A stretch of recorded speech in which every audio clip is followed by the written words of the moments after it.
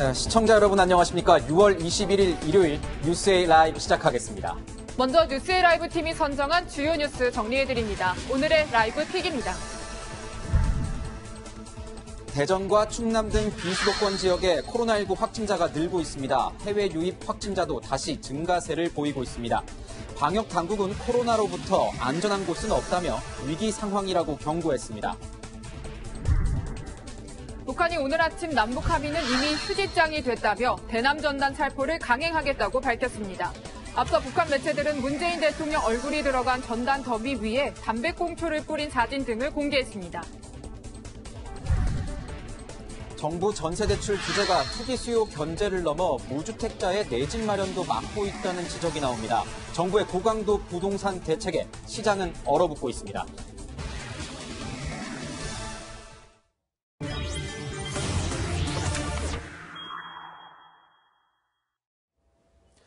오늘의 첫 소식 코로나19입니다. 먼저 이 시각 코로나19 상황부터 알아봅니다. 어제 하루 48명의 확진자가 새로 추가됐습니다. 수도권과 대전을 중심으로 확산세가 꺾이지 않고 있습니다. 취재 기자 연결합니다. 자, 정현우 기자, 지역사회 감염 사례가 계속 늘고 있다고요? 네, 그렇습니다. 어제 하루 신규 확진 환자는 48명입니다. 지역별로는 서울이 17명으로 가장 많았고 경기와 대전도 10명을 기록했습니다. 세 지역 모두 방문 판매 업체를 중심으로 확진자가 계속 발생하고 있고 확진자의 가족이나 지인이 양성 판정을 받는 N차 감염 사례도 지속적으로 확인되고 있습니다. 해외 유입 환자도 어제 하루 4명 확인됐는데요. 방글라데시에서 입국한 내외국인 9명이 무더기로 확진되면서 그제에는 해외 유입 환자 수가 31명까지 치솟았습니다. 방역당국은 입국 제한 등의 조치는 검토하고 있지 않다면서도 추가 확진자가 나올 가능성에 대비하며 예의주시하고 있습니다. 한편 방역 대책과 치료법을 자문하고 있는 중앙임상위원회는 오늘 오후 확진자의 입원과 퇴원 기준을 변경해 발표할 예정인데요. 지역사회 환자가 계속 증가하면서 최근 들어 코로나 중환자를 치료하는 병상이 크게 부족해지는 등 일선 병원의 병상 관리에 비상이 걸려 관련 대책을 내놓을 것으로 보입니다. 지금까지 정책사회부에서 전해드렸습니다. 오늘도 코로나19부터 분석해봅니다. 박기수 고려대 환경과학연구소 교수, 김관욱 계명대 교수 모셨습니다. 어서 오세요. 안녕하세요. 앞서 말씀드린 대로 오늘 코로나 확진자 수가 48명이 늘었습니다. 지역사회 감염이 40명입니다. 네. 교수님, 네. 이거 상황 어떻게 봐야 되는 겁니까?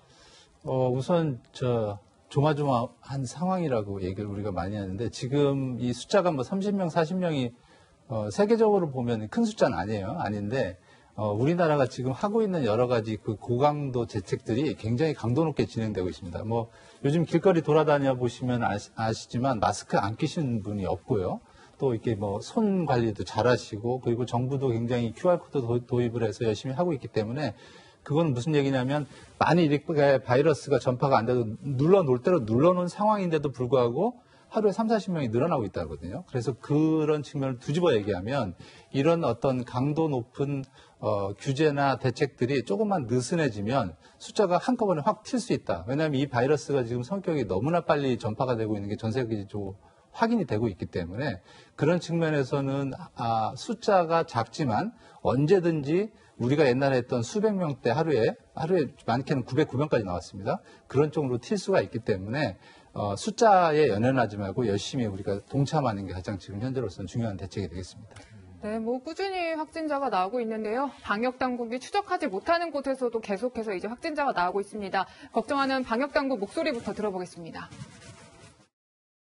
이 확산 추세를 저희 방역당국의 추적 속도가 충분히 따라잡지 못하다라고 표현을 드리고 있는 중인데요. 저희 방역당국의 추적 속도가 이 확산 속도를 충분히 따라잡았다 그러면 이 확산 추이가 꺾이기 시작할 겁니다. 미처 격리하지 못한 상태에서 2차, 3차, 4차 전파가 된 것들을 뒤늦게 확인하고 있어서 이 확산의 속도를 저희 추적 속도가 충분히 따라잡지 못하다라고 평가하고 있는 중입니다.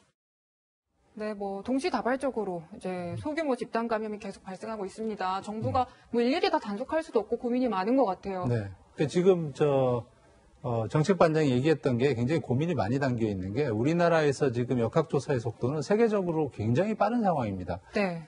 사람만 구술로 진술해서 하는 게 아니라 모든 장비를 동원해서 GPS 통해 가지고 거의 1시간 만에 한 사람이 이동 거리를 안다는 거는 그러니까 차로 치면 우리나라 역학조사 속도는 한 60km 이상으로 달려가는데 이 바이러스가 달려가는 속도가 뛰어가는 속도가 한 80km 이상이 된단 말이죠. 네. 근데 그 80km도 120km나 130km 달려갈 거를 우리가 지금 막아놓고 있는 상황이기 때문에 언제라도 이게 조금만 느슨해지면 바이러스가 더 전파가 빨라지고 그런 상황이 지금 안타깝게 연출이 되고 있기 때문에 정부로서는 역학조사를 빨리 하긴 하지만 국민들이 이 전파가 덜 되도록 동참을 하고 특히 이제 문제가 되는 게 지금 이제 이렇게 숫자가 늘어나면 의료진들이 굉장히 힘들어지고 또 지난번에 이 기억을 하시겠지만 대구 같은 거는 병상이 없어가지고 안타깝게 돌아오고 계시는 분들이 있기 때문에 그런 측면에서는 국가적으로 의료진도 노력이 필요하지만 국민들도 이거에 적극적으로 동참해서 바이러스의 일일 확진자 수가 한 자릿수 이하로 떨어질 수 있도록 하는 게 가장 현재로서는 중요한 대목이라고 할 수 있겠습니다. 네, 그렇군요. 근데 지금 굉장히 또 우려되는 상황은 이 수도권 지역을 넘어서 대전권, 비수도권 지역까지 확산세를 보이고 있다는 거 아니겠습니까? 그렇죠. 정은경 본부장이 얘기한 대로 사실은 수도권은 그냥 수도권이 아니고 전국권이라고 보면 되는 거죠. 그러니까 수도권과 연결되지 않는 사람들이라는 것이 없잖아요. 그래서 어떻게 보면 이 수도권의 이 생활권을 연결된 분들이 또 다른 지역으로 가시고 거기에서 또 생활권이 연장된 부분들이 계속해서 파급되는 그래서 충남, 대전 뭐 이렇게 해서 전주까지 내려가는 이런 장면들이 벌어지는 거는 결국은 생활권 중심으로 지금 확산이 되고 있는 그 부분이 보여주고 있는 거죠. 그래서 어떻게 보면 이 지금 수도권에 집중되고 있는 그 강도 높은 방역 활동을 좀 전국으로 확대할 필요성도 있는 거 아닌가 이런 생각이 듭니다. 네, 뭐 이런 가운데 사실 해외 유입도 조금씩 계속 늘고 있거든요, 교수님. 네, 오늘은 8명인데 어제 이제 전날 거 보면은 한 31명 정도 나왔던 거잖아요. 그렇습니다. 이제 오늘은 지금 숫자를 보면 48명 중에 8명이 해외에서 상대적으로 적어요. 근데 어제 같은 경우만 봐도 해외에서 전체 67명인데 해외에서 31명, 그다음에 국내에서 38명, 거의 이제 반반 수준이고 문제가 지금 이제 걱정스러운 게 해외에서 우리 기억을 하시겠지만 중국에서 크게 번지다가 미국, 유럽으로 가고 최근에 이제 중남미 그다음에 이제 아시아, 남부 아시아까지 퍼지고 있기 때문에 해외에서 나오는 숫자는 지속적으로 지금 증가를 하고 있어서 우리 그 국내에서 들어올 때 이제 2주간 자가격리 의무를 함에도 불구하고 혹시나 그 이동 과정에서 바이러스가 다른 우리 국내 분들한테 감염이 될 수 있지 않을까 이런 우려도 있기 때문에 어쨌거나 이제 안팎으로 어려운 상황이고요. 특히 이제 의료진이 투입이 많이 돼야 되기 때문에 해외에 있는 분들도 어쨌거나 들어오면서 의료진에서 테스트해야 되고 격리까지 해야 되기 때문에 이런 측면에서는 국내 의료계에서는 좀 가급적이면 해외 쪽은 좀 어떻게 좀 고강도를 해보는 게 좋지 않느냐 이런 지금 의견이 많이 나오고 있는데 정부로서는 이제 양쪽 일상과 방역 그리고 뭐 해외의 어떤 여러 가지 교역 문제를 종합적으로 고려를 하고 있는 상황인데 숫자가 만약에 해외의 숫자가 굉장히 많이 늘어난다면 지금보다는 훨씬 더 강도 높은 대책을 취해야 되지 않을까 싶습니다. 그러니까 방금 이제 교수님도 말씀하셨는데 이 풀리지 않는 의문이에요. 계속 처음부터 코로나 사태 처음부터 외국에서 입국하시는 분들 무증상으로 들어왔다가 이 전국으로 퍼지면 이 어떻게 그분들의 뒤를 쫓아서 우리가 그 조사를 할 수 있겠습니까? 역학 조사를 이런 이게가 나오니까 입국 제한 이제라도 해야 되는 거 아니냐 또 목소리가 나오고 있는 거 아니겠습니까? 네, 그렇습니다. 이제 어제가 우리가 이제 코로나가 지난 1월 20일 날로 왔기 때문에 어제가 5달이에요. 5달이었는데 지금 돌이켜 보면 첫 번째 환자가 중국에서 온 분들이 결국에는 지금 이제 12,000명이라는 숫자를 만들었기 때문에 그런 의료계의 목소리는 당연한 거고요. 당연해서 숫자가 아무래도 더 증가를 크게 하게 된다면 들어오는 과정에서 닿는 것보다는 아외에 해외에서 들어오기 전에 2주 동안 어떤 조치를 자기들이 해서 그 다음에 안전하다고 생각하면 들어오게 하라 이런 목소리도 있거든요. 그래서 뭐 이거는 지금 상황에서 뭐 기다 아니다라고 답을 하기는 어렵지만 만약에라도 숫자가 뭐 100명대로 늘어나거나 그러면 국내를 치료해야 되는 의료진들이 해외에서 들어오신 동안에 고생을 해서 우리 스스로 좀 안타까운 상황이 있을 수 있기 때문에 그런 때는 선택을 해야 될 수 있는 상황도 있을 것 같습니다. 네, 뭐 참 감염 경로라도 알면 추적이라도 가능한데 이제 그렇지 않아서 문제인 경우들이 꽤 있거든요. 관련해서 방역당국 목소리부터 들어보겠습니다.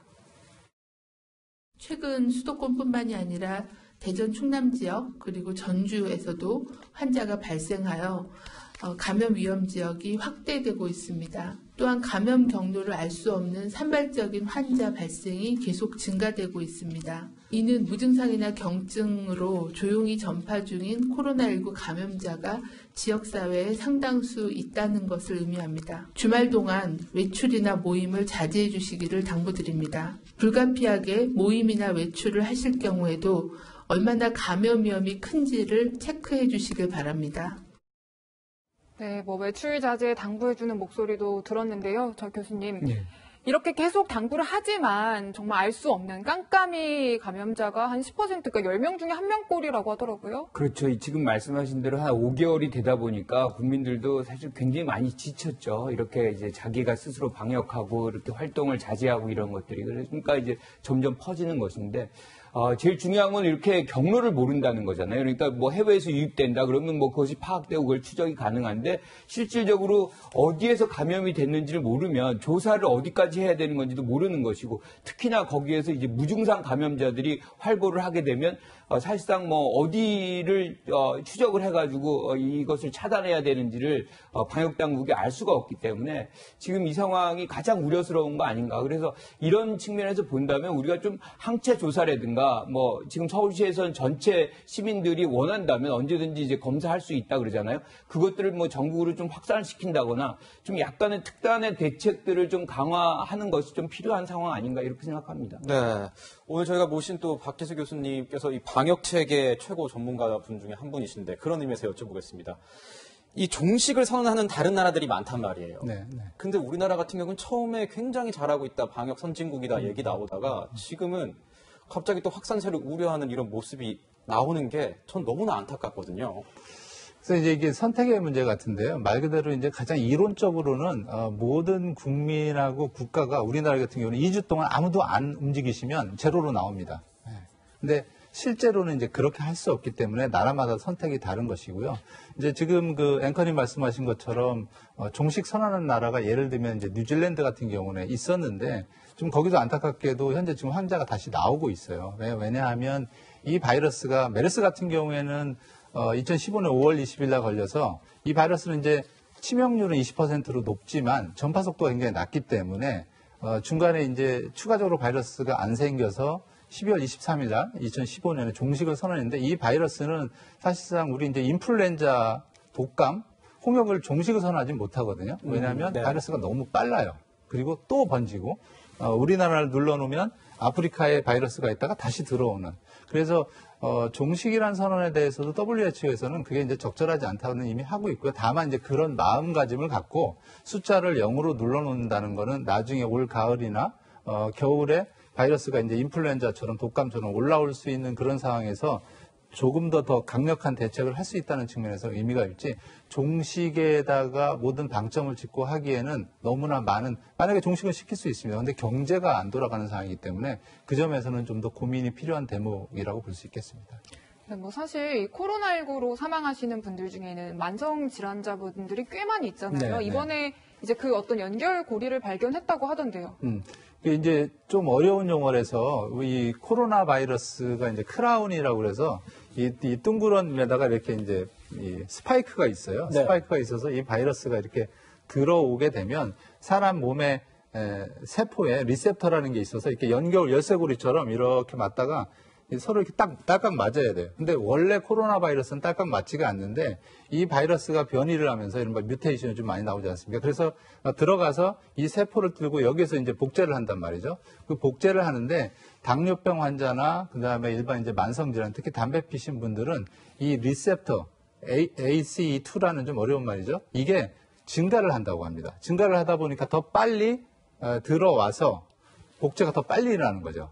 그러니까 네. 사람 몸에는 훨씬 더 바이러스 증식이 많아지고 당뇨나 기저질환이나 다른 문제가 있는 거 이런 분들은 이제 몸의 바이러스가 활성화가 더 다른 사람보다 빨리 되기 때문에 네. 안타깝게 돌아다닐 확률도 많고 실제로 지금 80대 이상의 사망률이 25% 정도입니다. 우리나라 전체 사망률은 2.5% 정도 되는데 그분들은 연세도 많지만 대부분 기저질환이 많기 때문에 네. 돌아가신 분들의 상당수는 기존에 몸이 안 좋았던 것이다. 그래서 그런 게 영구적으로 입증이 된 거다라고 보시면 되겠습니다. 그러니까 반대로 얘기하면 기저질환 그런 분들이 있는 분들은 더 훨씬 조심해야 된다 이런 말씀이 되겠습니다. 네, 그렇군요. 이제 또 코로나19 때문에 얼마 전까지 등교 문제, 개학 문제 논란이 됐었는데 지금은 등록금 반환 문제 좀 들고 일어나는 것 같습니다.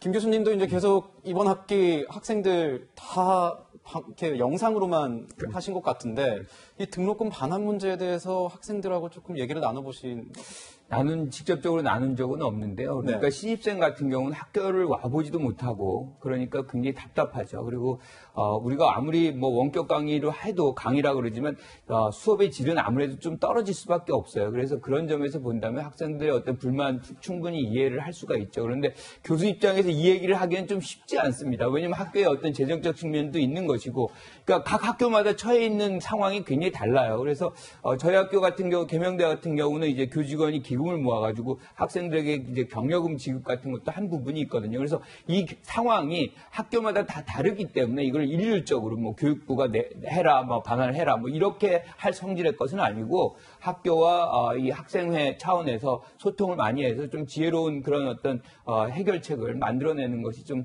필요하다 이렇게 생각합니다. 그럼 교수님이 보시기에는 뭐 3차 추경에서 등록금 반환 뭐 이런 게 들어갈 수도 있다 이런 얘기가 있는데 조금 불가능하지 저는 않을까? 그거는 불필요하다고 생각합니다. 왜냐하면 이제 대학생한테 이 세금이 들어가는 거잖아요. 그럼 대학생이 아닌 사람은 그 혜택에서 제외되는 거지 않습니까? 그래서 그건 형평성의 문제가 있기 때문에 불필요한 얘기다 이렇게 생각합니다. 네, 뭐 끝나지 않는 코로나19가 불러온 이 등록금 환불 논란까지 짚어봤습니다. 박 교수님과는 여기서 인사드리겠습니다. 감사합니다.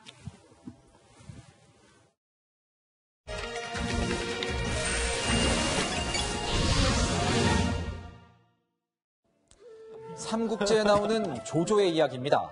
하루는 부잣집을 도둑질하려고 친구와 함께 몰래 담을 넘다가 친구가 그만 가시덤불에 걸려 꼼짝도 하지 못하게 됐습니다. 그러자 조조는 크게 외칩니다. 도둑이 여기 있다. 그 소리를 들은 친구는 죽으림을 다해 덤불에서 빠져나왔습니다. 도둑이 되려 도둑을 잡으라 소리치는 적반하장. 낯설지가 않죠. 한 50대 남성이 버스에 올라탔습니다. 그런데 버스 기사는 이 남성에게 다시 내려줄 것을 요구했습니다. 마스크를 쓰지 않았기 때문입니다. 앞서 방역 당국은 운전자가 마스크를 쓰지 않은 승객의 승차를 거부할 수 있도록 했습니다. 내리지 않겠다고 버티던 남성은 결국 버스 기사 그리고 주변 승객들과 실랑이를 벌였습니다. 급기야 기사의 목을 물어뜯었습니다. 기사는 피부 이식을 해야 할 정도로 심각한 부상을 입었습니다. 정당한 요구에 폭행으로 맞선 이 남성은 결국 상해 혐의로 경찰에 구속됐습니다. 마스크 착용 문제로 소란을 피워 구속된 건 이번이 처음이지만 비슷한 사례는 주변에 너무도 많습니다. 안 태우면 안 태워서 또 이런 데로 안 쓰고 타는 사람들 기사가 제시를 안 하면 회사로 전화를 해가지고 마스크 안 쓰고 앞에 타더라고요. 타지 말라고. 그랬더니 저한테 욕을 하더라고요. 가장 기본적인 방역 수칙을 지키자는 건데 일부 승객들 때문에 M1 기사들과 다른 승객들만 피해를 입고 있습니다. 마스크를 깜빡하고 집 밖을 나온 단순 실수가 다른 사람들에겐 혹시 모를 감염의 공포를 키우는 위험한 행위가 될 수도 있습니다. 마스크는 이제 서로를 위한 배려이자 의무가 됐습니다. 아쉽지만 이것이 우리가 맞닥뜨린 현실입니다. 지금까지 하나요 뉴스였습니다.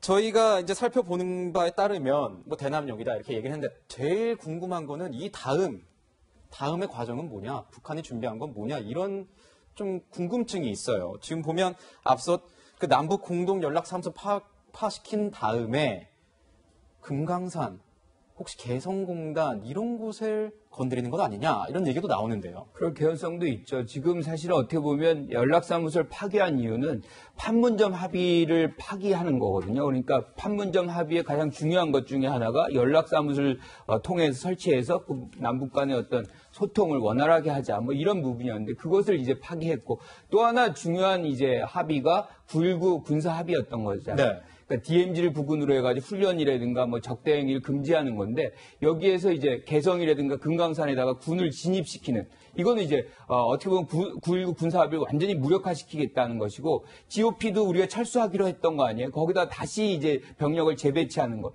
이것도 다 무력화시키고 전단도 마찬가지입니다. 이런 과정 속에서 우리가 예측할 수 있는 것은 기존의 어떤 우리가 남북 간에 했던 합의들을 1차적으로 다 파괴시키고 파기시키고 그 다음에 어떤 제로 베이스에서 다시 시작하자 뭐 이런 계산이 북한에 깔려 있는 것이고 그 이후는 뭐 군사행동 등등의 것들을 우리가 예측할 수 있지만 뭐 지금의 상황에서 우리가 예단할 필요는 없는 것인데 북한의 어떤 의사가 사실상 미국의 어떤 대선과 그 이후에 들어설 새로운 정부에 대한 어떤 협상 과정의 주도권을 장악하기 위한 그런 목적이라 그러면 군사 도발의 가능성도 배제하기는 어렵다 이렇게 봅니다. 네, 뭐 군사 도발의 가능성 배제하기 어렵다 이렇게 말씀 주셨는데 연평도 근처에서 보면은 이제 이 개머리 해안포 포문이 좀 열렸습니다. 그래서 이제 서해 일대 지역에 좀 군사적 긴장감이 고조되고 있는 것 같아요. 의도적인 거죠. 우리가 거기를 관찰하고 있다는 것을 알기 때문에 네. 북한으로서는 지금 한국 정부를 자극하겠다는 목적이 있는데 그러므로 해서 해안포 포문도 열고 뭐 아마 군사적 기동도 살짝씩 보여줄 거라고 봅니다. 그러면서 한국 정부를 간접적으로 압박하는 거죠. 그렇지만 지금 북한의 행동을 보면은요. 전과를 군사적인 부분까지 확대한다는 메시지는 최근 2, 3일간은 나오지 않고 있어요. 그러면서 전단 문제에 집중하고 있잖아요. 북한에서 뭐 조선중앙통신이나 오늘 나온 통일전선부 대변인 담화의 내용을 보면 전단 문제에 집중하는 것으로 보이는데 그러면은 이제 6.25 전쟁 70주년이 이번 주에 있는데 그 전후해서 그 전단을 보내는 것도 절차를 북한 스스로 이야기한 게 있어요. 당 중앙군사위원회 보고에서 군사적으로 승인을 받은 다음에 보낼 거라고 했는데 그러한 보도가 나오는지 그리고 전단을 정말 보낼 것인지 그 과정에서 혹시라도 아까 교수님께서 이야기한 우발적 충돌 가능성은 없는지 지금은 상황을 잘 관리해야 될 때라고 생각합니다. 네, 저는 또 약간 봐야 될 게 이 노동신문에 나온 내용인데 연속해서 터져나올 정의의 폭음은 상상 이상일 수 있다. 여기서 정의의 폭음을 말하는 게 혹시 금강산에 있는 관광시설 아니겠느냐 이런 얘기가 있는데요. 어떻게 보십니까? 예. 그 가능성이 높다고 볼 수밖에 없는데요. 폭음이라는 것은 지난번 공동연락사무소 폭발처럼 무언가를 폭발시키겠다는 거고 김정은 위원장이 작년 10월에 금강산 지역에 갔을 때 해금강 호텔 앞에서 너절한 시설을 처리해야 된다 이런 취지로 이야기를 했어요. 그렇다면 북한은 자연스럽게 다음 타겟 무언가 한국을 압박하고 자극하고 또 북한 주민들을 동원하기 위해서 선전하려면은 추가적인 도발이 필요한데 군사적인 도발은 사실 우리 군이 대비태세를 강화하면 성공하지 못하거든요. 그런 차원에서는 해금강 호텔이라든가 금강산 지역에 우리 측 시설을 다시 한번 폭발시킬 가능성이 있다. 그 점은 뭐 우리도 준비를 하고 대응해야 된다고 봅니다. 그러니까 보면은 이게 말폭탄을 계속 이렇게 날리는 거 보면 오히려 이거는 진짜 하겠다는 의사도 뭐 있을 수 있겠지만 지켜봐라 계속 우리 계속 신경 써라 이런 사인일 수 있는 거죠. 그렇죠. 전반적인 목적을 여러 가지로 따지면 가장 큰 목적은 내부에 있다고 보고요. 그다음에 이제 한국 정부를 압박하는 데 있어서 수단은 북한이 여러 개를 가지고 있는 거죠. 군사적인 부분도 있지만 말씀드린 것처럼 군사적인 부분은 잘못하면 북측의 피해가 더 클 수 있으니까 군사적인 부분은 전시 효과를 극대화하는 수준에서 북한군의 움직임을 보여줄 것이고 무언가 자극적으로 폭발시키고 하는 것은 북한 지역 내에 있는 우리 측 시설을 갖다가 공격함으로써 폭발시킴으로써 정치적 목적을 달성하는 그런 다목적 포석을 두고 있다 이렇게 생각합니다. 네, 뭐 또 하나 좀 주목을 해봐야 될 게 이제 러시아 주재 북한 대사관에서 내놓은 입장인데요, 저 교수님. 네. 내용들을 좀 보면은 핵무기를 갖고 있다, 또 미국에 뭐 종말을 가져다 준다 이런 내용이 담겼어요. 그렇죠. 뭐 전단이라든가 뭐 9.19 군사 합의 파기 뭐 이런 건 대남용이거든요. 그런데 핵 문제에 관한 한 사실은 미국용입니다. 미국에 대한 어떤 위협을 해야만 사실상 이 국면이 전 세계의 이슈가 되는 것이고 특히나 미국의 대선의 상황에서 가장 중요한 이슈로 이제 부각이 될 수 있다. 그것이 새로운 어떤 정부에서의 중요성도 또 부각시키는 효과가 있기 때문에 이거는 이미 예견된 부분이라고 봅니다. 그러니까 한국만, 즉 남측에 대해서만 위협을 가하는 것이 문제 해결이 안 된다는 걸 뻔히 알죠. 네. 북한이 원하는 건 사실상 유엔 제재를 완화시키거나 또는 뭐 제거하거나 그걸 통해서 경제 회복을 하는 것이거든요. 지금 아까도 말씀드렸다시피 지금 북미 회담이 어떻게 보면 협상이 실패로 돌아간 거죠. 그 부분에서 책임을 져야 되는 것은 김정은이고 더 악화된 것은 뭐냐면 코로나19로 경제까지 악화된 상황이기 때문에 이 상황에서 출로를 만들어야 되는 것이고 이 출로는 결국에는 지금의 어떤 협력을 그대로 유지해서는 안 된다는 거죠. 다 파괴시키고 제로 베이스로 계산을 다시 해나가겠다는 그런 차원이기 때문에 미국과의 협상 이것이 궁극적인 목적이라고 한다면 미국이 가장 우려하는 뭐 ICBM이라든가 SLBM이라든가 핵 문제라든가 뭐 이런 거는 이제 건드릴 예상 우리가 충분히 할 수 있는 거죠. 네. 네. 북한이 근데 얘기하고 있는 것 중에 이런데 또 포커스를 맞춰야 될 게 이런 부분인 것 같습니다. 군사행동 재개 방침과 관련해서 당 중앙군사위에서 비준을 받아서 우리가 실행에 옮기겠다. 당 중앙군사위 이게 뭐 얼마나 중요한 거길래 이렇게 대놓고 이게 돼야지 우리가 하겠다. 뭔가 김정은의 등장을 얘기한 겁니까? 뭡니까? 당 중앙군사위원회는 북한에 있어서 북한군의 의사결정을 하는 최고의 기관이에요. 그래서 중앙군사위원회 위원장은 김정은이 직접 맡고 있고요. 그렇기 때문에 중앙군사위원회 재가를 받겠다는 것은 자신들의 행동이 그만큼 진짜다. 무게감이 실려있다. 그것을 강조하기 위함이라고 보는데 아무튼 중앙군사위원회를 개최하게 되면 김정은 위원장이 직접 나타나야 돼요. 왜냐하면 위원장이기 때문에 네. 그런 부분에 있어서 다시 김정은의 재등장을 예고하는 그런 측면도 있는데요.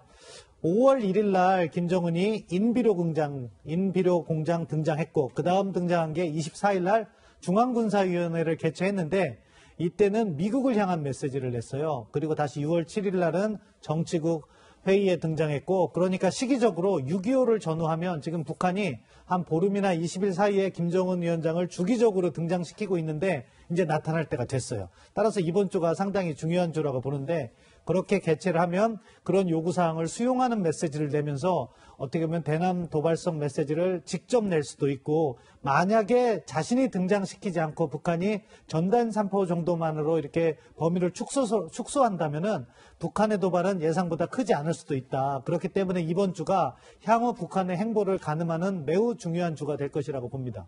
네, 방금 이번 주가 매우 중요하다 이렇게 말씀도 주셨는데 어쨌든 김정은 위원장한테 굉장히 관심이 가는 건 사실이잖아요. 그러니까 채널A 취재 결과 지금 현재 이제 평양에 있다는 것으로 좀 취재가 됐습니다. 그 내부 수청 작업을 진행하고 있는 걸로 보이죠? 예, 뭐 항상 북한 이렇게 보시면 될 것 같아요. 최고 지도자가 잠행을 한다, 잘 나타나지 않는다는 내부를 단속하고 있는 과정이다. 그런 측면에서는 뭐 숙청 작업이 지금 이루어지고 있다 단언할 수는 없죠. 북한의 정보가 제한되기 때문에. 그렇지만 그런 과정이 있을 수 있다는 가능성이 있는 거고요. 무언가 의사결정 과정에 김정은이 참여할 수 있다. 그런 측면도 있고 다른 한편에서는 최근 김정은의 행보가 사실 자연스럽지 못한 것은 사실입니다. 그렇기 때문에 건강 상태가 뭐 치명적이진 않다고 하더라도 어느 정도 불편한 상황이다. 그런 추정도 가능하게 합니다. 네. 저는 근데 좀 궁금한 게 김 교수님. 네. 내부 수청 작업을 계속한다는 이유는 역설적으로 보면은 아직 내부가 굉장히 불안정하다. 백두혈통이라는 김정은이 뭔가 이게 제대로 지배력을 뭐 제대로 이렇게 발산을 못하고 있다. 이런 의미로도 보이는 거잖아요. 무슨 이유가 있나요? 몇 년이나 됐는데. 2년에 정권을 잡았잖아요. 11년에 이제 김정일이 죽고. 사실상 지금 뭐 굉장히 기간이 길어요. 그래서 이미 정권은 다 공고화됐다라고 저는 봅니다. 문제는 지금의 상황이 굉장히 안 좋다는 거죠. 그러니까 민심의 동요가 있다. 결국엔 코로나19라는 것이 경제적인 어떤 이 어려움을 더 가중시키고 있고 지금 다른 국가로부터 지원이라든가 이런 것들이 거의 발생하지 못하는 그런 장면이기 때문에 이 내부적인 어떤 단속을 하지 않으면 동요가 확산될 가능성이 있거든요. 그래서 자맹의 과정 속에서 여러 가지 설들이 나왔잖아요. 아프다, 뭐하다. 그때의 행동을 기준으로 해서 숙청을 한다. 그런 설도 있어요. 하지만 그건 확인된 것이 아니기 때문에 우리가 얘기를 할 수는 없는 거지만 어쨌든 그만큼 내부 단속의 필요성이 내부적으로 존재한다. 이렇게 봐야 되겠죠. 네, 이런 여러 상황 조율을 위해서 방미했던 이도훈 본부장이 귀국을 했습니다. 준비한 영상부터 보시겠습니다. 저희가 대북 제재 완화 요청했나요? 남북 경협 관련해서 제재 예외를 두는 내용에 대해서 혹시 논의는 없었나요? 1월 만나면 간담회까지 하셨는데 이번에 이례적으로 이렇게 침묵을 지키시는 이유가 혹시 있는지. 일본, 미국, 중국 간에 이렇게 조율이 좀 있었나요? 저희들은 항상 소통하고 있으니까요. 네, 이돈 외교부 한반도 평화교섭 본부장이 이제 방미를 했고, 이제 스티븐 비건 국무부 부장관도 만났다는 것으로 알려진 거 아닙니까? 좀 어떤 논의가 이루어졌을까요? 우리 정부 입장에서는 우리가 하고 싶은 이야기를 다 한 것 같아요. 그걸 하기 위해서 갔다고 봐야 될 거고요. 그렇게 보면은 지금 북한이 대남 전단을 가지고 한국 정부를 압박하는 상황에서 전반적으로 한반도 상황을 어떻게 관리할 것인가. 한반도 상황을 관리하는 데서는 크게 두 가지 측면이 있는 거죠. 한쪽은 대화, 다른 한쪽은 북한의 위협에 대한 억제. 이 두 가지 논의를 다 했을 거라고 보고, 대화의 측면에서는 우리 정부가 결국 북한과 대화를 희망하고, 그렇게 하기 위해서는 제재라는 문제를 어떻게 유연하게 가져갈 것인가, 제재 완화와 관련된 입장을 꺼냈을 거라고 봅니다. 다만 이도훈 본부장의 저 인터뷰 내용을 보면 아직 미측과 구체적인 성과는 없는 것 같아요. 계속 침묵을 지키잖아요. 예, 어느 정도라도 논의가 된 진척된 부분이 있다면은 유익한 대화를 나눴다든가 그런 표현이 나와야 되는데, 소통을 하고 있다는 표현만 하셨잖아요. 그런 것은 아직은 우리가 미측과 공감대를 형성하지 못한 것 같습니다. 네, 소통하고 있다 이거 보면 외교적인 수사로서 봤을 때는 아직 결과물이 나오지 않았다 이렇게 볼 수 있는 거니까요. 그렇군요. 보면 이제 여권에서도 또 얘기가 계속 나오고 있습니다. 지금 여권에서는 이 한미 워킹그룹에 대한 얘기가 좀 나오는 것 같아요. 남북 관계를 악화시킨 건 한미 워킹그룹 때문이다. 이런 얘기가 나오는데 개편이나 해체 이런 걸 요구하는 목소리가 나오고 있다는데 무슨 내용입니까? 그러니까 이 얘기가 나오게 된 배경도 사실 김여정이 이걸 언급했기 때문이에요. 그러니까 한미 워킹그룹이라는 것이 오히려 남북 간의 협력을 방해하는 그런 역할을 한다. 이런 식의 얘기인데, 사실은 유엔 제재의 어떤 사업을 할 때 이것이 저촉이 되느냐 안 되느냐는 것을 유권 해석을 받아야 되거든요. 그래서 네. 우리 유엔 이제 대표부 같은 경우에 이제 그거를 협의를 해요. 그 유엔 제재위원회에다가. 그럼 이거는 해당이 된다 안 된다 이런 건데, 결국엔 그것도 다 미국이거든요. 그러니까 어떻게 보면 여기 워킹그룹을 통해 가지고 협력의 가능성을 다 타진해보고 여기서 오케이 되면 그냥 협력 추진할 수 있는, 어떻게 보면 시간을 앞당길 수 있는 그런 부분이 편리성이 이 안에 있거든요. 그런데 주도권을 사실상 미국이 잡았던 거죠. 여기서 안 된다 그러면 주춤하고, 이것이 현실적으로 있었던 거예요. 그러니까 여권 의원들이 이런 얘기를 할 수 있는 거는 충분히 할 수 있다. 다시 얘기하면 워킹그룹의 존재가 나쁜 것이 아니고 이걸 통해서 뭔가 협력을 주춤하게 하는 그런 효과들이 있었다는 거죠. 그래서 주도권을 우리가 좀 잡아올 필요가 있겠다. 그래서 설득의 어떤 부분이라든가 이걸 좀 더 강화시키고, 이거는 저는 유지시키는 것이 필요하다라고 봐요. 왜냐하면 미국하고 직접적으로 소통하는 가장 직접적인 창구이기 때문에 이것을 불필요하고 없앤다 그러면 우리가 돌아 다시 유엔까지 가야 되는 얘기가 돌아옵니다. 그러니까 이 부분에 대해서 뭔가 우리가 불편한 점, 부족했던 점이 있다 그러면 이걸 보완하는 차원에서 접근을 하는 것이 맞겠다 이렇게 생각합니다. 네, 이런 가운데 이제 북한을 향해 경고 메시지 보내고 있는 미국 목소리부터 들어보겠습니다. General Abrams has been able to sustain that. I mean, I hear from him or speak with him weekly. The force is in very good shape, and they've been able to do it and preserve the readiness. I can confidently say that we are preserving the fight tonight's status readiness that we need on the peninsula with our ROC allies. So we would be seeking ways to increase pressure with the military instrument. I'm talking about nuclear-capable bombers, F-35 Joint Strike Fighters, aircraft carriers, nuclear submarines, all these things that are options to simply show presence. 여러 가지 전략자산 재개 이런 것들, 또 한미 연합훈련 축소됐던 거 다시 재개하는 것들 논의가 되고 있는데 그 가능성 좀 어떻게 보세요? 미국 입장에서는 항상 위협이 고조되면 그런 목소리를 전해옵니다. 대비태세를 갖다 강화해야 되는 것이고, 한반도에서의 대비태세는 기본적으로 한국군이 중심이 되지만 한미동맹에 기초했기 때문에 동맹 차원에서 어떠한 억제력 강화를 해줄 것인가, 그런 부분을 논의해왔는데요. 그 가장 대표적인 것이 두 개죠. 연합군사 훈련하고 전략자산을 어떻게 전개할 것인가. 이게 핵심이 되는 거기 때문에 미국에서는 그런 부분에 대해서 제의를 해올 거라고 봐요.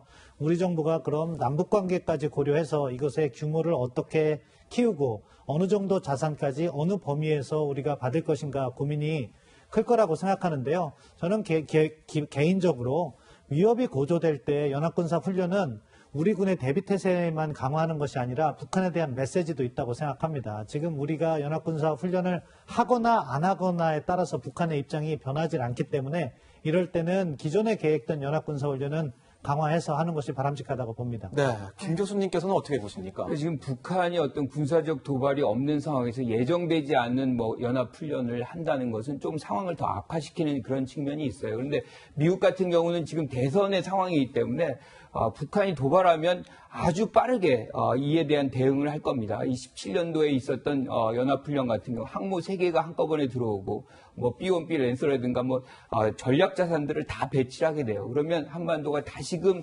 굉장한 위기 상황으로 빠져들어가게 됩니다. 그래서 우리가 먼저 할 필요는 없겠다. 북한의 어떤 도발 수위를 보고 그것이 미국의 입장에서도 이것을 어떤 형태로든 잠재워야 되겠다 그러면 우리가 선택하는 것과는 무관하게 상황이 악화될 가능성이 있다 이렇게 봅니다.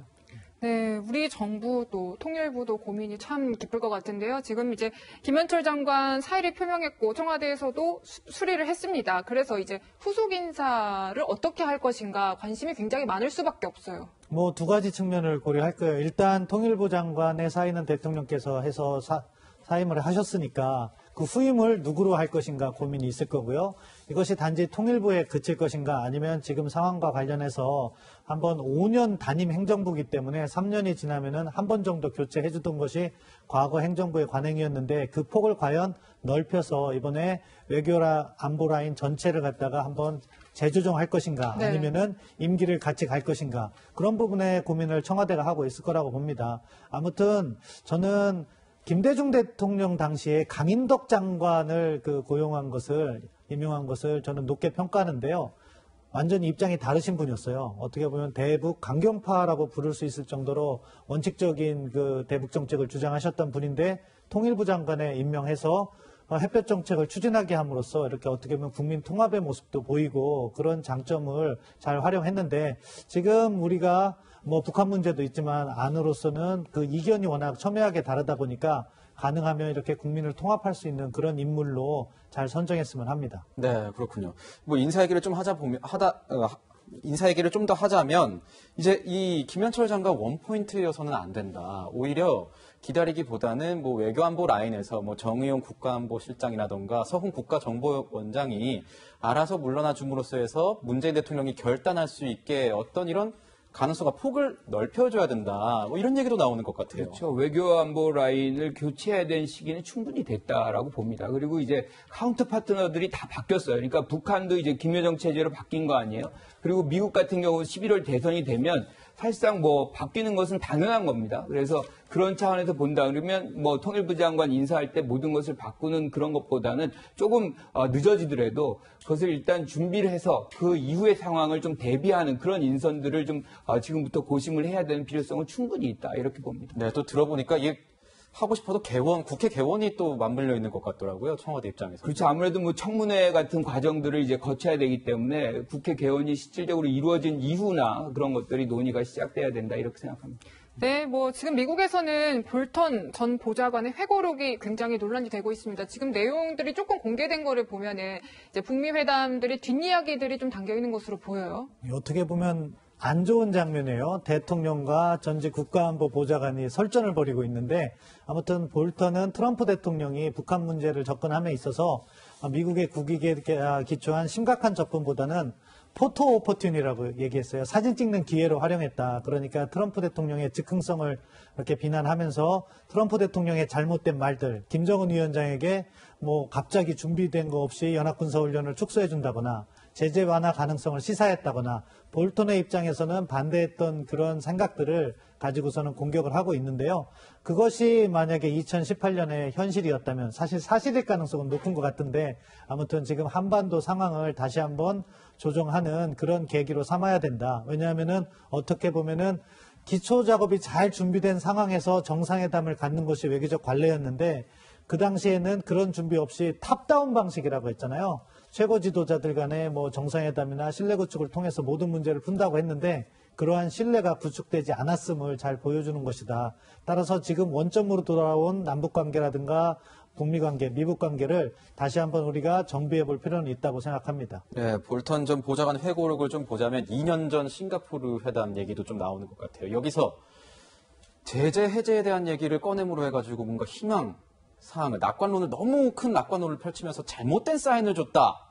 또 이런 얘기를 하더라고요. 그러니까 트럼프의 어떤 행태가 그런 행태가 있는 거죠. 결국에는 기대치를 확 높여주고 거기에서 자기가 원하는 것들을 챙기고 그리고 나서 그 이후에 어떤 수습은 하지 않는 이런 장면들이란 것은 일국의 대통령이 해서는 안 되는 부분들이고 이것들이 어떻게 보면 양국의 신뢰관계를 더 깨는 그래서 불신을 더 조장하는 그런 측면인데 저는 뭐 결국에는 안 된다는 걸 이미 다 알고 있었다는 거잖아요. 그러니까 미국의 어떤 의사결정이라는 것이 대통령의 일 개인에 의해서 결정되는 것이 아니라는 이 의사결정 과정을 다시 한번 확인시켜주는 그러니까 시스템에 의해서 의사결정이 되는 것이기 때문에 함부로 이렇게 북한의 어떤 이 북핵 비핵화 이런 조치들이 없는 상황에서 미국이 일방적으로 제재를 해제하거나 완화시켜주기 어렵다는 것을 다시 한번 확인시켜준 것이다 이렇게 봅니다.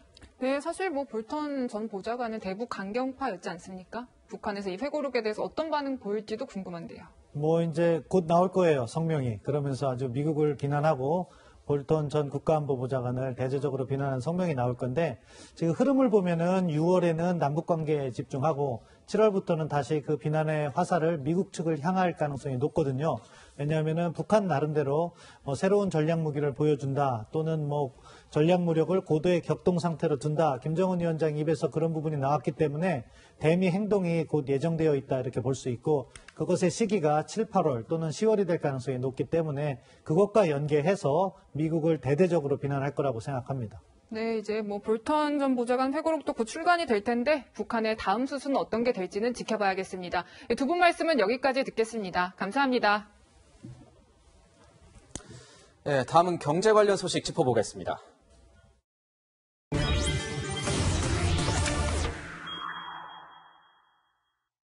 지금부터는 이번 주를 뜨겁게 달군 경제 이슈 다뤄보겠습니다. 6.17 부동산 대책이 부동산 시장을 강타했죠. 이 대책이 발표되고 후폭풍이 만만치 않습니다.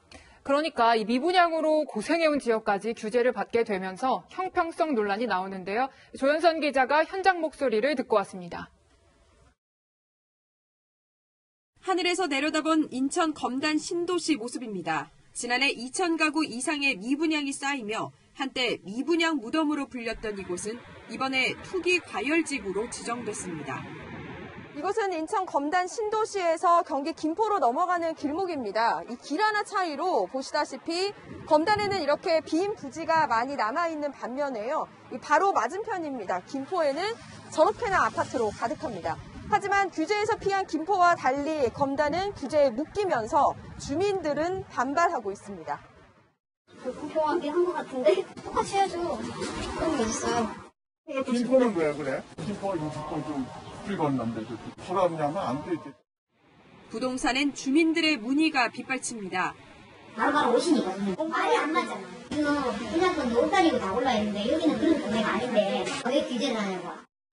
검단 신도시 주민들은 규제 재조정을 요구하는 청와대 국민청원도 진행 중입니다. 시세 3억 원도 안 하는데 10억 원대 지역과 동일 선상이냐며 반발하는 글엔 16,000명 넘게 동의했습니다. 인천 중구에 있는 무인도 실미도가 조정 대상 지역이 된 것도 논란이 됐습니다.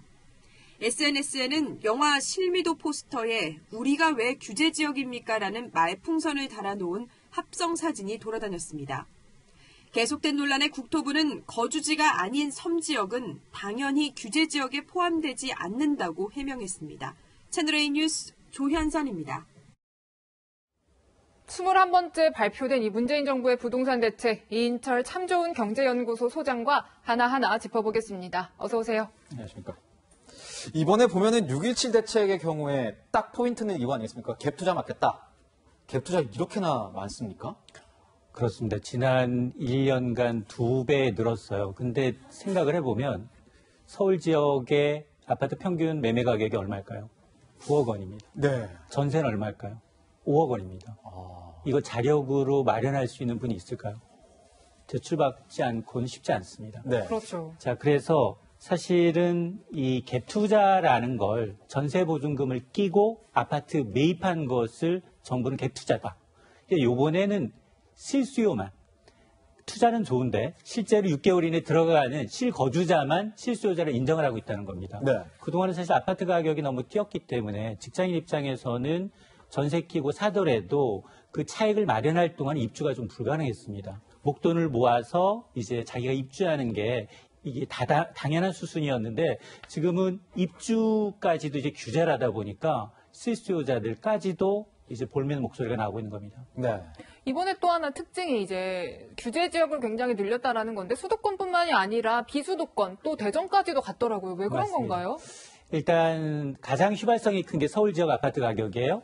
서울 지역 아파트 가격은 주간 기준 6월 둘째 주에 일주일 전에 비해서 0.02%가 올랐어요. 네.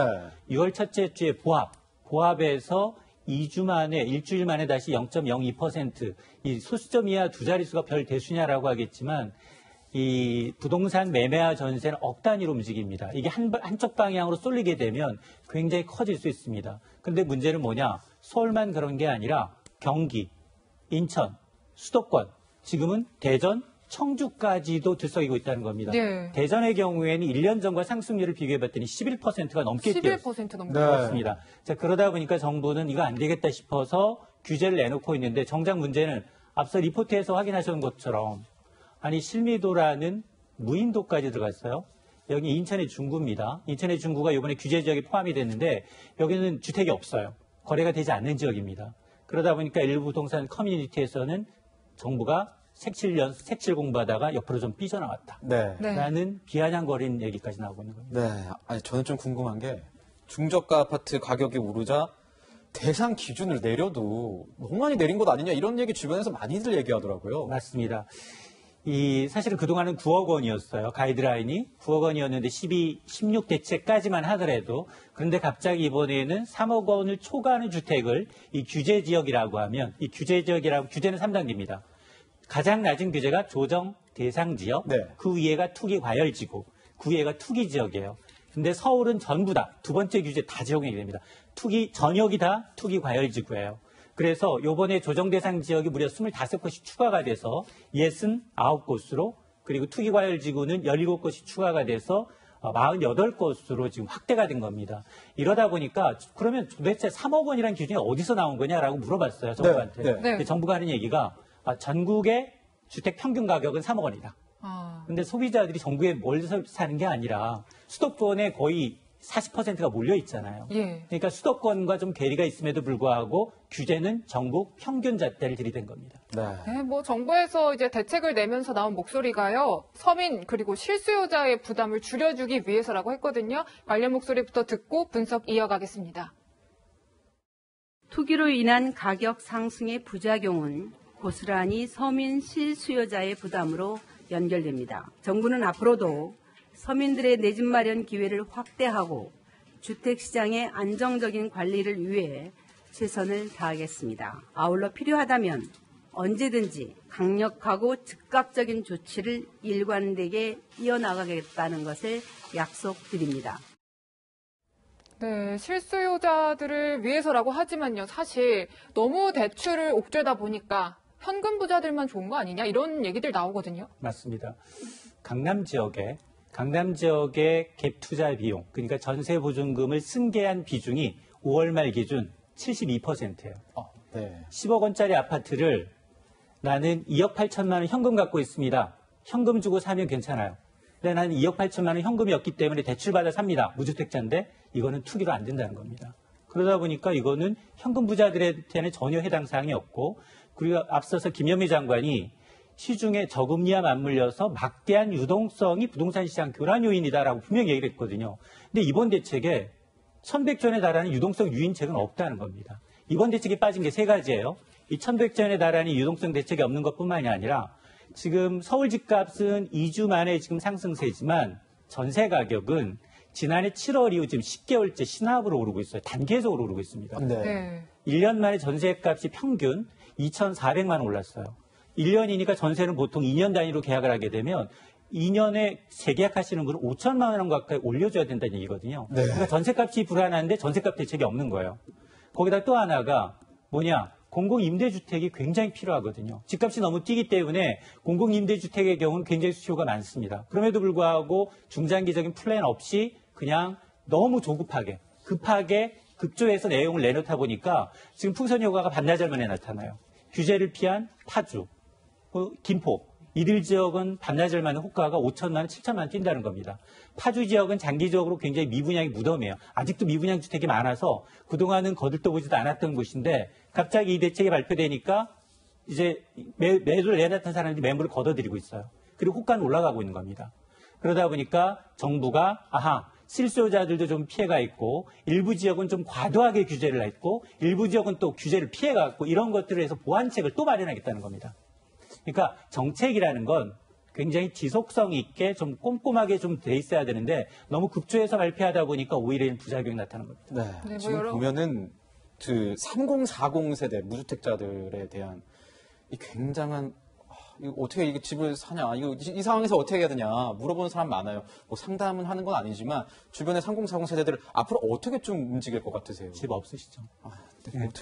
3040 시대 3040들이 정말로 어려워졌어요. 그동안은 사실은 전 늘 방송 나와서 이게 투자의 개념이 아닌 정말 BPR 나만의 공간이라면 정부 정책에 상관없이 사십시오라고 얘기를 해요. 근데 이번에는 이 디딤돌 대출이 있어요. 디딤돌이라는 건 뭐냐? 정말 무주택자이면서 부부 합산 7천만 원 이하의 소득이어서 나는 정말 빚지지 않고는 집 못 삽니다. 정말 장기 30년 고정금리로 대출해주는 상품까지도 이것도 이제 석 달 이내 입주해라. 돈 모아서 석 달 이내 입주해라. 그리고 반드시 1년 이상 거주하라. 여러 가지 조건을 주고 있는데 이거는 디딤돌은 규제 지역만이 아니라 전국 모든 지역에 똑같이 규제를 하겠다는 겁니다. 그러다 보니까 오히려 실수요자들은 대출도 어려워지고 이제 예를 들어서 경기도에서 서울 입성하기도 어려워졌고요. 이런 것들이 불만으로 나타나니까 아마 이번에 추가로 정부가 이제 보완한 대책이 나온다면 이런 부분에 대한 이 절실한 이제 보완책이 필요합니다. 네, 뭐 사실 3040 세대는 규제 지역이 확대되면 청약 이 부분에 대해서도 굉장히 어렵잖아요. 받을 수 있는 가점은 한정돼 있는데 규제 지역이 확대되면은 또 가점제 100% 적용하는 곳들도 많아지는 거 아닙니까? 맞습니다. 그러니까 청약은 지금도 굉장히 핫합니다. 왜냐하면 분양가 상한제가 좀 적용이 되기 때문에 그 인근에 있는 집값보다도 훨씬 더 저렴한 가격으로 분양을 받을 수 있기 때문에 좋은데 이 젊은 사람들은 자녀 수에서 그리고 이 주택 부금, 무주택 기간에 있어서 굉장히 좀 불이익이 많습니다. 그러다 보니까 이 청약 시장만큼은 핫한데 젊은 사람들은 또 소외되고 있거든요. 그래서 정부가 지금 이쪽에 대한 이제 이 보완책도 검토를 하고 있다라고 하는데 뚜렷한 해결책을 내놓지 못하고 있는 상황입니다. 네, 보면은 뭐 잠실 마이스 개발, 영동대로 지하복합 개발 이런 것 때문에 일대 부동산들이 거기에 굉장히 관심을 많이 가졌었는데 이 지역에 대해서는 토지거래 허가 카드를 꺼내 들었어요. 이거 맞습니다. 좀 지켜봐야 될 대목 아닙니까? 맞습니다. 지금까지는 우리 그린벨트라고 해서 묶여있는 토지에 대해서 이제 토지거래 허가국을 해왔는데 여기 잠실구역은 지금 이슈가 여러 가지가 한꺼번에 맞물리고 있어요. 마이스라고 해서 이제 미팅, 인센티브, 컨벤션, 그리고 이그지비션이라고 해서 대규모 관광객을 유치해서 회의하고 인프라를 좀 활용해서 이제 해보자는 복합개발이 이제 하고 있고요. 정부가 하고 있습니다. 여기에다 또 이 GBC라고 해서 현대차가 10조 원짜리 땅을 갖고 있었는데 이 개발이 시작이 됐습니다. 네. 여기다 영동대로 개발까지 맞물리다 보니까 굉장히 후끈 달아올리는 건 맞아요. 근데 토지거래 허가 지역으로 지정되다 보니까 당장 23일부터는 18제곱미터 그러니까 주택 면적 기준 5평, 6평이 넘으면 무조건 구청장이 허락을 맡아야 합니다. 네. 그리고 실거주자 외에는 여기는 이제 매매가 안 됩니다. 내가 만약 아파트를 거래했다라고 하면 거기 세입자 내쫓고 내가 들어가 살아야 되는 입장이거든요. 그러다 보니까 이게 너무 재산권 침해다라는 얘기가 나오고 있는 겁니다. 그러니까 재산권 침해도 침해고 또 주거 이동 제한 아니냐 이런 반발까지도 나오더라고요. 맞습니다. 이게 재건축 규제와 맞물려요. 반드시 2년 실거주해야 되는 조건이 따라붙습니다. 그러다 보니까 인근 지역에 이제 재건축 조합이 설립되지 않은 지역을 중심으로 해서 실제로 효과가 낮아지고 있어요. 여기 보면 이제 삼성역 일대뿐만 아니라 대치동, 삼성동 다 포함이 됩니다. 포함이 되다 보니까 대치동 음마아파트의 경우에는 지금 조합 설립도 인가가 안 돼 있기 때문에 여기의 경우에는 지금 거래 실제로 급매물이 지금 억 단위로 떨어진 급매물이 나오고 있는 상황이거든요. 그러니까 아마 이런 것들 기존의 세입자가 있는데 내가 그 세입자를 내보내고 2년 이상 거주 안 하게 되면 저는 현금 처분되지 나중에 새로 된 아파트 분양권을 받을 수가 없어요. 그런 문제 때문에 지금 논의가 굉장히 논란이 되고 있는 겁니다. 또 이번 대책 때문에 재건축 시장 완전 좀 무너져 내렸다 이런 얘기도 있던데요. 그는 이제 재건축 안전진단 강화와 그리고 이제 하반기부터 시행 예정인 재건축 이제 분담금. 재건축 분담금을 물리겠다라는 건데 이 규제를 피해 나간 신규 아파트는 가격이 오를 수 있습니다. 그런데 이 규제를 막게 되는 새로 이제 재건축이 지금 시작 단계인 곳에는 굉장히 한 8만여 가구가 해당되는데 이 가구의 경우에는 오히려 정부 정책이 바뀌지 않을까라는 기대감은 있지만 그럼에도 불구하고 호가는 내릴 수밖에 없습니다. 또 하나가 이제 재건축 조합원이 분양권을 받으려면 실제로 2년 거주를 해야 된다는 조건이 생긴 거 아닙니까? 근데 이제 거기 새들어 사시는 분들이 어떻게 보니까 이런 상황에서 굉장히 불안하다고 하더라고요. 맞습니다. 이게 재건축 규제 지금 21번째 규제예요. 지금 3년 만에 21번째 규제다 보니까 지금 석 달에 2번씩 규제를 내놓았어요. 그 규제가 계속 누적된 겁니다. 그러다 보니까 재건축, 사실은 그동안 이 재건축 집 갖고 계신 분들은 대부분 임대사업자예요. 임대사업자는 4년에서 8년 동안 팔 수가 없습니다. 임대를 줘야 돼요. 자기가 거주하면 안 됩니다. 예. 그렇게 지금 임대사업자로 등록하라고 이제 굉장히 권고할 때는 언제고 지금은 그걸 갖고 있기 때문에 오히려 규제를 더 주는 상황이어서 특히나 2년 거주, 직접 거주하라는 데에 대해서는 피해가 재건축 본인한테만 있는 게 아니라 세입자들도 교육 목적으로 분명히 있거든요. 그런 분들을 또 나가야 되는 부분이 있기 때문에 이게 좀 이 부분에 대해서는 보완이 좀 필요합니다. 네, 아까도 말씀을 해주셨는데 유동성 문제에 대해서 이 대책이 나오지 않았다. 결국 이제 주변에서 그런 얘기도 많이 합니다. 부동산 이제 안 된다고 하면 유동성 이렇게 많은데 뭐 주식하라는 거냐, 무슨 사인이냐 이런 얘기가 나오더라고요. 맞습니다. 이 유동성 대책이 가장 시급하거든요. 지금 천복조 원에 달하는 이 자금이 지금 주식시장, 부동산 시장, 하물며 가상화폐 시장까지 기웃거리고 있거든요. 어디라도 누군가 돈을 벌었다라는 얘기가 나오면 이게 쏠릴 확률이 굉장히 높습니다. 그럼 이걸 어떻게 해야 되느냐? 정부가 이걸 이게 국토부에만의 문제가 아니에요. 이 주무부서인 기획재정부, 산자부, 중소벤처기업부가 나서서 범정부 차원에서 이 유동성을 투자나 아니면 소비로 연결시킬 수 있어야 합니다. 네. 아마 재영주축 모르시죠? 잘 모르겠습니다. 잘 모르시죠? 네. 아마 과거에 선배님들의 경우에는 직장인들의 경우 한 7, 8% 이상의 이율을 보장하면서도 세제 혜택을 주는 거예요. 네. 그러니까 그런 상품을 많이 마련해서 이 자금들이 저금리에 계속 한쪽으로 쏠리지 않도록 유인할 수 있는 대책이 필요한데 그런 게 좀 없다 보니까 지금 계속해서 20변, 그 다음번 이 대책까지도 굉장히 풍선 효과가 나타날 수 있다. 점점점 이 효과에 대한 이제 대책 효과는 좀 반감되고 있는 상황입니다. 네. 네, 21번째 부동산 대책 지금까지 계속되고 있는 후폭풍 짚어봤습니다. 네, 분위기를 확 바꿔볼까요? 일요일 낮 여러분의 눈과 귀를 즐겁게 만들어드릴 뉴스를 골랐습니다. 홍유라 앵커의 뉴라이크 시간입니다. 오늘도 기대하겠습니다. 네, 기대하셔도 좋습니다. 네.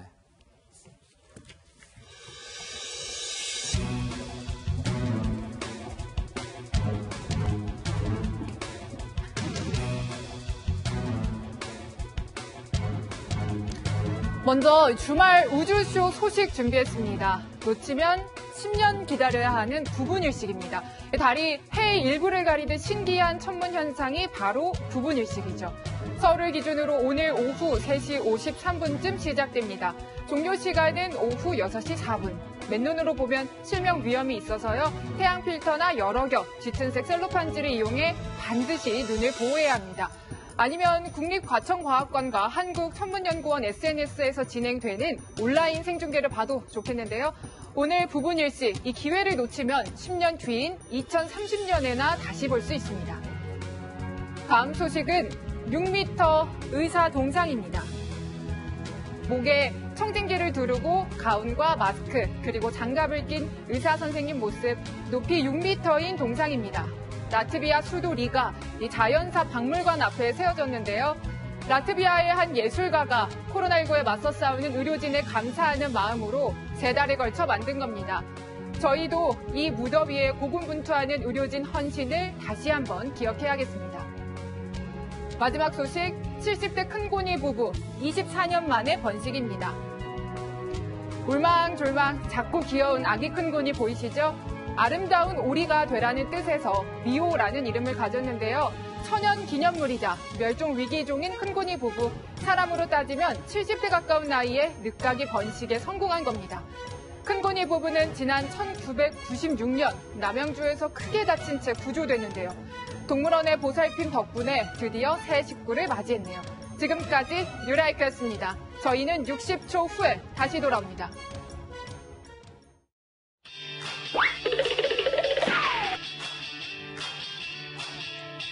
이번 주에는 어떤 일들이 우리를 기다리고 있을까요? 뉴스계 백투더 퓨처. 앞으로 뉴스가 이번 주 주요 뉴스를 미리 알려드립니다. 한명숙 전 총리 사건 감찰을 두고 충돌 양상을 빚고 있는 추미애 법무부 장관과 윤석열 검찰총장이 내일 청와대에서 만납니다. 두 사람은 문재인 대통령 주재로 열리는 6차 공정사회 반부패 정책협의회에 참석해 디지털 불공정 거래를 근절하는 대책을 논의할 예정입니다. 오랜만에 대면인 만큼 어떤 모습이 연출될지 관심이 쏠립니다. KBO 리그로 복귀하려는 강정호가 모레 기자회견을 가집니다. 앞서 음주 뺑소니 등으로 징계를 받아 복귀 반대 여론이 거센 만큼 팬들에 대한 사과 회견이 될 것으로 보입니다. 이번 주 목요일은 6.25 전쟁이 발발한 지 70년이 되는 날입니다. 나라를 위해 목숨 바친 호국영령들의 뜻을 기리는 날이 되길 바랍니다. 이재용 삼성전자 부회장의 기소 여부를 논의할 검찰 수사심의위원회가 금요일 개최됩니다. 경영권 승계 의혹으로 오너리스크를 안고 있는 삼성그룹엔 운명의 하루가 될 것으로 보입니다. 네, 홍앵커 오늘이 하지라고 하더라고요. 네, 맞습니다. 1년 중에 낮의 길이가 가장 긴 날인데요. 폭염 수준의 더위가 찾아옵니다. 서울과 대전 낮 기온 32도, 춘천은 33도까지 올라 어제보다 더 덥겠습니다. 또한 경기 동부와 영서지방엔 폭염주의보까지 발효됐습니다. 32도, 33도라니 너무 더운데 혹시 비 소식은 없습니까? 있습니다. 일부 지역에 소나기가 내립니다. 강원 영서 남부와 충북 북부 등인데요. 저희 방송 시작 직전인 12시쯤부터 오후 6시 사이에 올 것으로 보입니다. 네, 돌아오는 월요일 날씨도 좀 궁금하네요. 네, 월요일은 각오하셔야 합니다. 폭염의 최대 고비가 되겠는데요. 서울 최고 기온은 올 들어 가장 높은 35도로 예상됩니다. 다만 주 중반부터 전국에 장맛비가 내립니다. 폭염도 다소 주춤할 것으로 보입니다. 네, 이번 한 주도 장마도, 폭염도 그리고 코로나19도 조심하십시오. 오늘 저희가 준비한 소식은 여기까지입니다. 일요일엔 뉴스A 라이브입니다. 시청해주셔서 감사합니다.